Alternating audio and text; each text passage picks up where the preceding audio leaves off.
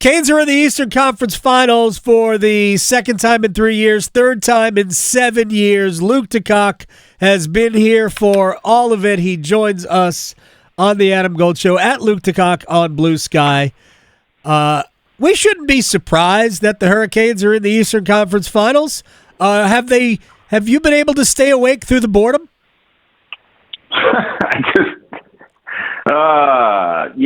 It's kind of funny how there's got to be something for everyone to complain about when the Hurricanes reach this point. It just is like a collective NHL thing. Yeah, I mean, I don't understand how a team that puts up like 40 shots a game is boring. This is a weird one for me. Like, I get some of it, right? Like, I get like the Hurricane, let's go back to 2002. That was a boring hockey team. Yeah. Right? They grounded out against everybody. They trapped. They put 4 guys in the puck. Blah, blah, blah.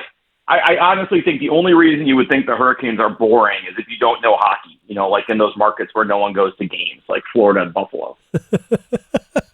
It is funny because essentially what they play is full court press basketball, but on skates. Yeah. Right? So it's like, every basketball coach you get tired. Oh, coach, are you going to play fast? We're going to play fast. We're going to push the tempo. Of course, maybe a third of them actually do, and certainly usually not at the beginning because your team's inferior. But, that's what basically, and you know this too because you've been around. I mean, this is Rod Brindamore's strategic DNA is very closely connected to Peter Laviolette's strategic DNA. And the idea is we're going to possess the puck and we're going to put pressure on you and we're going to stress you and we're going to, to do things that make it difficult for you to get the puck out of your own zone. And that's the opposite of the way the game was played in the dead puck era. Right. And now suddenly that's boring. Like the Devils in 2001, they were exciting. I just feel like there's something about this franchise and the league where there's got to be some asterisk attached to everything. Like, it was just, Arthur Zerbe and Kevin Weeks were better than everybody. And, they gained the system coming out of the lockout. Not that Peter Laviolette was just smart enough to see the way things were going. Right. And, God forbid they actually have a team without stars that's decent and can beat you in a bunch of different ways, which is exactly what happened in the Capitals series. We've seen 2 series where everybody was talking, the PK Subbans of the world are talking about how the Carolina Hurricanes are going to be found out. Right. The Hurricanes were the better team in both series. They got a gentleman's sweep in both, and they dominated pretty much probably, 80, 85, 90% of the time the Hurricanes had the puck or had the puck in the opposite. I mean, it was just neither of these series was even close. Yeah. They haven't even been competitive at times. Now, the Capitals, to their credit, kind of took a page out of the Hurricanes' book and were able to keep things a little closer in games 3, 4, and certainly in game 5. But, we talked about this. My contention all along has been that by the second intermission of game 3, the Capitals were cooked. They threw everything they had at the Hurricanes in the first period. They didn't get anything. Hurricanes go out there, score a couple of goals, win 4-0, the series is over. And that's more or less the way it worked out. Whenever the Capitals were under pressure in the end in games 4 and 5, they ended up breaking. And it's just the Hurricanes have been through it. They went through it with Florida in 23 and the Rangers, too many times at Bruins. Yeah. There's a point where what you do well isn't working. And that's really hard to get past. Luke DeCock is joining us. The Hurricanes, in almost every series that they have lost under Brindamore, it has been a service of, I'll throw out the first loss, which was to Boston, where Carolina was out of gas at that point. Boston, and they almost won game 1. You could argue they could have won, maybe should have won game 1. When Greg McKegg scores a goal to give you a lead into the third period, maybe that's a game you should win. But they were not as good as Boston, and the Bruins maybe should have won the Stanley Cup. That was St. Louis that year, another worst to first run during the season. But in every other series that they have lost, they've basically gotten power played or goalied. And for 2 rounds, Carolina's had the best goalie. And whether it's close or not, Anderson has been great. And Carolina has dominated special teams in both series. They have allowed 2 power play goals in the playoffs, have scored 1 shorthanded, and they have 9 power play goals to their credit. They are dominating special teams. Now, one of those was a 5-on-3 goal. Right. And they also held, look, Ovechkin was clearly, whether it was the injuries over the course of the season or the draining sort of relentlessness of trying to break the record, or the fact that he's, 39 years old, he clearly was not anywhere close to his best in that series. I mean, 14 shots in 5 games, 1 goal. I really, in a couple different games, had first period chances that would have changed the course of the series that the best finisher of his generation couldn't finish. The Hurricanes did so many things well. And look, a lot of to take that away from Ovechkin, they did a really good job in the penalty kill. Obviously, the Capitals were using him more up at the right point than back on the left circle and all that. So it's just special teams wise, the Hurricanes are so good on the penalty kill that not even a historically great player, even one that was not at his best, can break through. And the Capitals just didn't have a lot after that. It's just if you can do what the Hurricanes did on the penalty kill to a team like Washington, you're going to be in pretty good shape in a series no matter what happens. And then when you do have a goalie playing as well as he is, and you're scoring back-breaking even strength goals, you're going to win the series in 5 games. And it's a series you easily could have won in 4, same as the Devils series.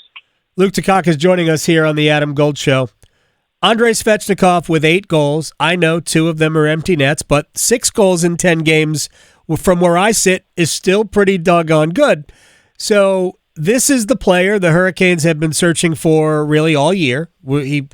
Andrei had, I don't know that he played more than 2 games in a row at a high level at any point during the regular season. But this is the guy that, the reason they went out and got a Jake Gensler or Mikko Rantanen was because Andrei hadn't become that guy yet. And they needed to find one of those guys they know to advance, to get past where they have gotten to in the playoffs. Well, Andrei looks like he's at least an Andrei Svechnikov version of one of those. What's your read on where he is? Is it a hot? I guess it's a hot streak until he keeps doing it, right? Well, I mean, this has always obviously been there, and it's probably pretty comforting for him to know that he's the second best player on the team now since Nikishin's here. So that should take some of the pressure off.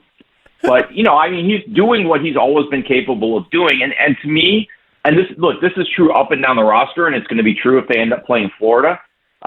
This is a team that has played in these 10 games with exponentially more discipline than it had in any playoff series in the previous 6 years. They have not been sucked into scrums.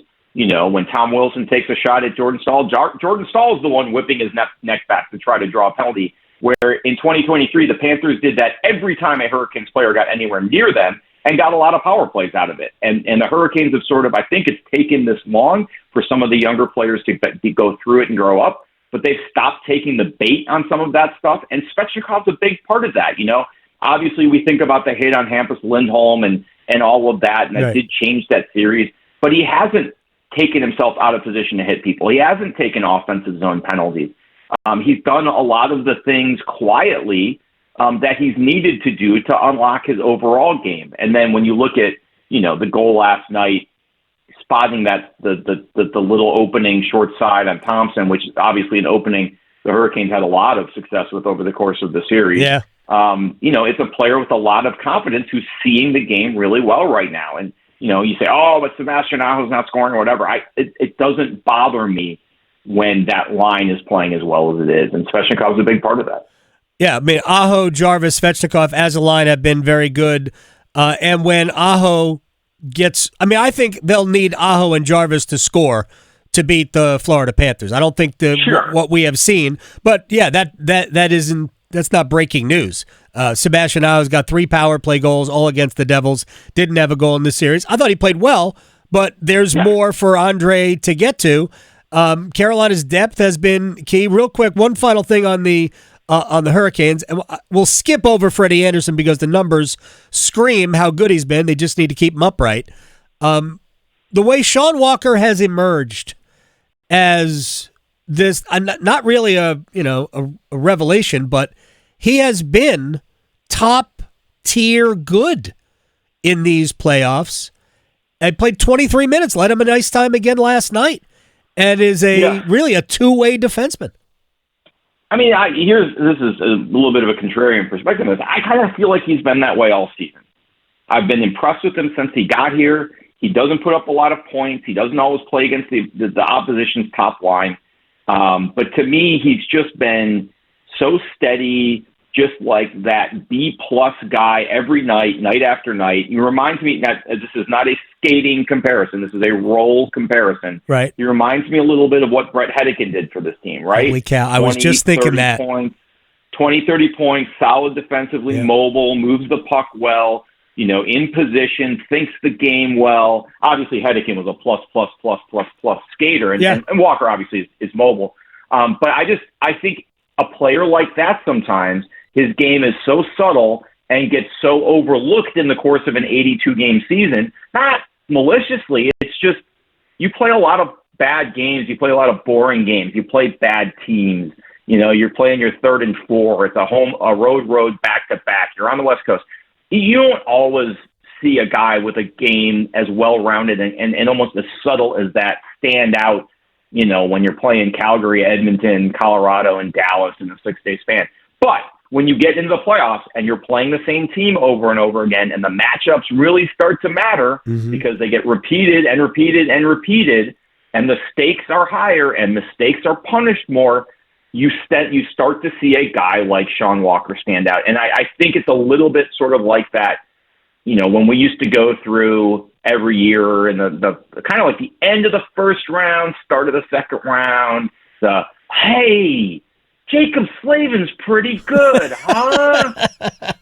We here comes NHL.com storming in to write that Jacob Slavin story. Once they realize that, hey, and that's changed a little bit because it's happened so often, and obviously because he was so good at the Four Nations. But I think we're seeing a little of that even in this market because he's a first-year player with Walker. But I thought that was one of their better signings this summer. I like the way he fit their game. I think he's just been this solid, steady, reliable guy for most of the season. And now that you sort of put everything, turn everything up to 11, a guy like that really stands out because of the plays he can make and the plays he doesn't make, the mistakes he doesn't make, whether it's bailing out his partner or being in position or all those things. But to me, this is a continuation of what he's done all year. We're just seeing it in sharper relief because of the circumstances. Yeah, and his minutes have been elevated for a lot of reasons. Chatfield's injury certainly helped that in Game 3, but 23 minutes last night. Of course, no Chatfield again, but the minutes weren't elevated for anybody else. Slavin's minutes were normal. Burns' minutes were normal. Orlov's minutes were normal. It was Walker that took the biggest jump. All right, let me get to – I know you were down in Amelia Island, Florida for the beginning of the ACC meetings. Everything I have read, including your Q&A with Bill and stuff from David Teal, this screams to me, and I've argued against it for a while. The ACC almost looks like they are trying to scheme their way to more spots, whether it's in the football playoff or the NCAA men's basketball tournament. And I feel like you're not going to trick the system until you're better at the games. And I think that's the ACC's problem more than how the math works out. Do you think the ACC is putting too much emphasis on math? No, and here's why. There are ways, even when you're not, look, everyone wants to get better. There's a lot of talk about that, too. And there's a strong belief within the ACC that in a post-house settlement era where you're giving money to athletes directly, the playing field, especially in basketball, is actually going to be leveled with some of these places in the SEC. And there's also an awakening in the league that the SEC has put a lot of resources in basketball the last few years. There's got to be an equalization there. But some of the conversations that they were having, and look, they've already dropped the 19th and 20th league games. We're going back to 18 league games. A lot of conversations about how best to use those two new games to maximize your chances of getting into the NCAA tournament if you are a bubble team. And look, I can't put it any more plainly than this. It is a league problem, yes, a quality problem, but it is also a structural problem because as Steve Forbes pointed out, He's had 6 Quadrant 1 home league games in 4 years at Wake Forest. Mississippi State had 7 home games this season. Yeah. League SEC home games in Quadrant 1 this season. So you've got to do a better job of putting yourself in position to have a better showing. Yes, absolutely. Is part of that competitive? Yeah, a big part of that's competitive. But it's also how you schedule and how you approach it. And that's what a lot of these conversations were about. I had a couple of people tell me that Will Wade spoke a lot as a first-year ACC guy because of what he learned scheduling his 2 years at McNeese State, where you don't have a safety net. And if you lose your conference championship game, how can you best position yourself to get that rare sort of low major at-large bid? He put a lot of thought into that over those 2 years and wanted to share that with the group. There's also talk about a lot about those 19th and 20th games. What's the best practices for using those so we can improve collectively? And this is what it comes down to. Improve collectively our net as a league, because the better our net as a league is, the more games are going to be worth. And how do you do that? You win games in non-conference. So how do you maximize your non-conference schedule to help your net? And there's a lot of theory on that. There's a lot of strategy. I think it's fair to say that's something that the ACC was not as a league on the same page previously. I do think that was something that came out of these meetings, was a consensus in terms of some best practices. Now, football is a different story.